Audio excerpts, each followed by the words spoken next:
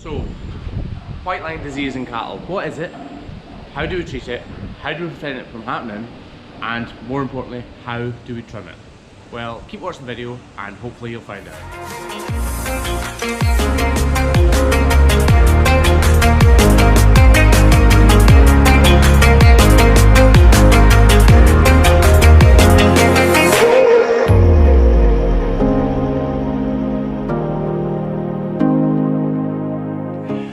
So here's a freshly calved heifer. She's about 90 to 100 days.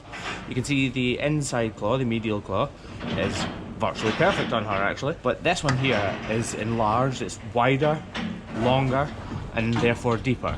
So there's far more pressure on this claw than there is here. So I'm just going to show you quickly how to routine trim this cow to prevent ulceration or cure anything that might be lurking in there right now. And then we'll tell you something's broken with the light.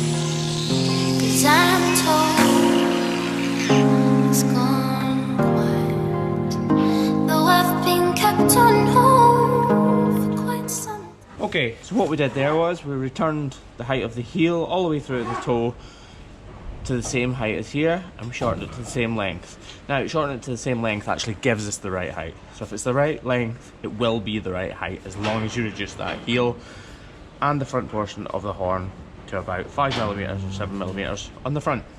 Then we've just stabilised this claw because it was slightly rounded. I wanted to check there was nothing wrong with the white line here. And then we've given this a large, wide model to release pressure from the pedal bone on this claw. And the same here, but only to a lesser degree because ulcers are less likely to happen on your medial claw. This also helps with slurry dispersion, so it reduces the likelihood of dermatitis within your cows by letting the air in and letting the slurry away. Okay, so this is the same cow, and again you can clearly see the medial claw here is almost perfect again. This outer claw is bearing far too much weight. If you can see it from the side, you can see there's a clear step of maybe 10mm, so I would say that's probably 80%. If you push the dorsal wall, this wall here, level with each other, then you will clearly see one is slightly longer than the other. So again, we'll just quickly routine trim this, and that'll be her good to go. Okay, so we've quickly given that a routine trim up. You can clearly see now they are level, so they're 50-50 weight bearing. The length of them is the same. If we push the dorsal walls up together again, they're exactly the same. I actually haven't had to touch this at all this time.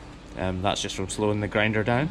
And I didn't actually use the knife on this one either because I was able to model out quite nicely with my grinder. So here's an older cow where there's clearly going to be some sort of problems in here. There's poor weight distribution. This heel is really rounded and there's quite a bit of broken horn in here, which tells me there's going to be something wrong. We're going to start by routine trimming her, just the same. We'll ignore the problem areas and we'll return it to 50-50 weight bearing, and then if there is a problem, we'll deal with it.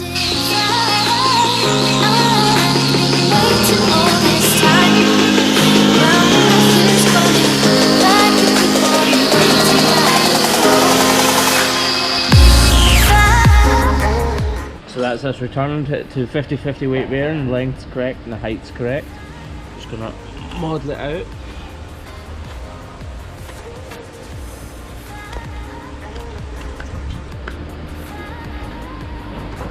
Okay, so that's all of our steps done here, and now there's clearly a problem here. So we're gonna reduce this loose horn, take away all the rough edges, and anything that isn't connected, we're gonna remove.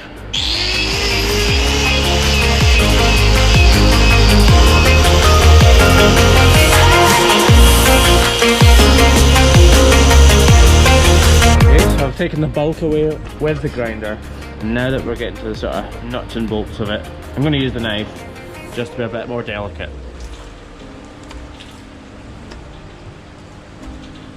You can see it travels all the way up.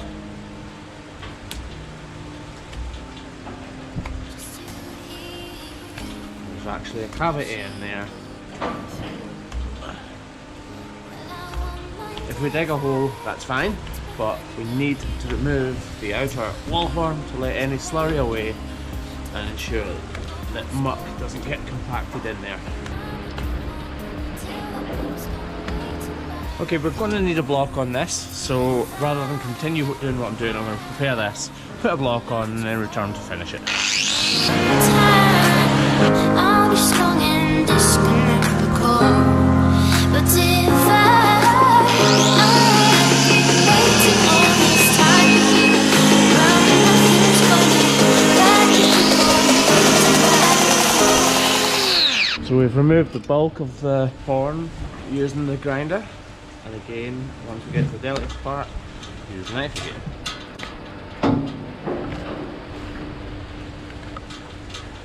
So it actually comes to a head here, and it's more of a wall ulcer than it is white line, because it's just inside the solar region, but it does track into the white line slightly.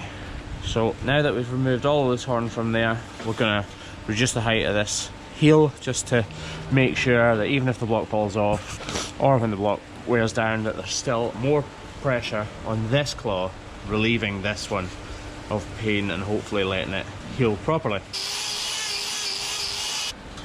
You can see I've removed this whole region here, so there's no loose horn that is going to continue tracking and cracking up that white line. I've reduced the height of this heel, and obviously the block is going to relieve her of a great deal of pain.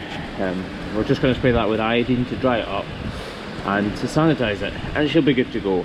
This cow will probably be re-seen again in about 6 weeks time roughly, to ensure the block's okay and remove any more horn that isn't growing in properly. Job's a good one. Okay, so here's a cow I never realised there was anything wrong with. Now, I obviously routinely trimmed the claws, modelled them out with the grinder, and then there was a small black dot here, which a colleague and friend of mine, Steve Wunderlich, refers to as the black dot of death. Now, if you see a small black dot, it's important to investigate it. In this instance, it was just here. So I've started to remove the loose horn, and as you can see, it's actually tracking all the way up the outside foot and coming out up here on the coronet. So what we're going to do is we're going to continue this line all the way up here, removing the loose horn, but trying not to open it up too much.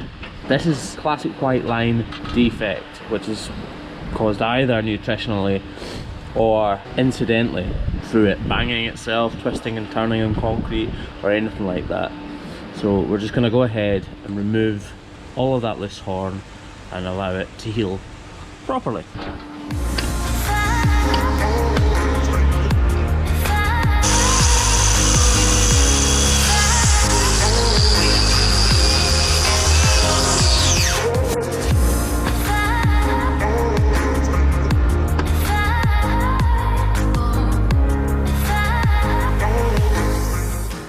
Okay, so here's the finished article. It may look slightly extreme, but I can assure you this is the way to cure white line in a cow. It's gone all the way up to the corium there. If you don't remove the top part of the corium, then this cow will just keep repeatedly suffering from white line. You need to remove that top part so that new growth is solid and not split. We've got a block on there which will relieve the pressure while she's healing, and again we're going to spray that with iodine, and that will sanitize it and promote healing as well as drying it out. So when we talk about the white line, what exactly is it we're talking about?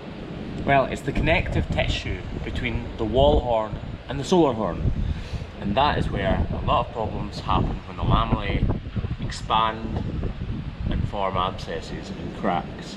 So obviously this is the front foot, and the white line is this greyish line round about here. It travels from here all the way around, comes up the axial wall and disappears up in here.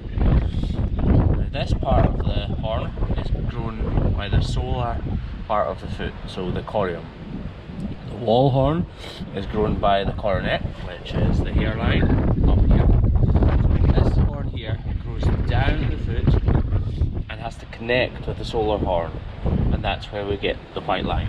White line defects will not be stopped by routine trimming. They will, however, be gradually reduced, and they will heal far, far better because they're reached in a more timely manner, which sounds a bit official, but it's true. In order to prevent these from happening, you need to attack the environment in which your cows live in. So you need to stop sharp turns. When cows are being handled, they need to make sure they're not pushed, because cows like to decide where they're going to stand, not be rumbled and pushed on by other cows and end up standing in places they don't want to, on pieces of metal, scrapers, chains, all these kind of things. You need to steer clear of extreme transitions, such as from dry cow to post-calving cows, from pre-calving heifers to post-calving heifers, which are all going to affect the laminate and increase the likelihood of white line defects forming. When cows are going around corners, such as parlour exits or tight turns in alleyways, the white line is being twisted and contorted and pulled away from that, so the horn on the wall is being pulled away from the solar part of the horn, and that's when you're going to get cracks. Then things regress into those cracks, open it up, and you end up with an abscess and an extremely lame cow. When trimming, trim out the white line, remove all of the loose horn and any cracks that form further up the wall. If you don't manage to remove the initial part of the crack, the cow will just end up with a reoccurrence of a white line defect. It may seem extreme in some cases, but it's the only way. Obviously you need a block, because white line defects take a long time to heal, because that wall horn is grown by the coronet and has to grow all the way down to the base of the foot before it's completely sound again. Okay, I hope this has been helpful. Leave a comment. If there's any questions you have, I will answer, so feel free.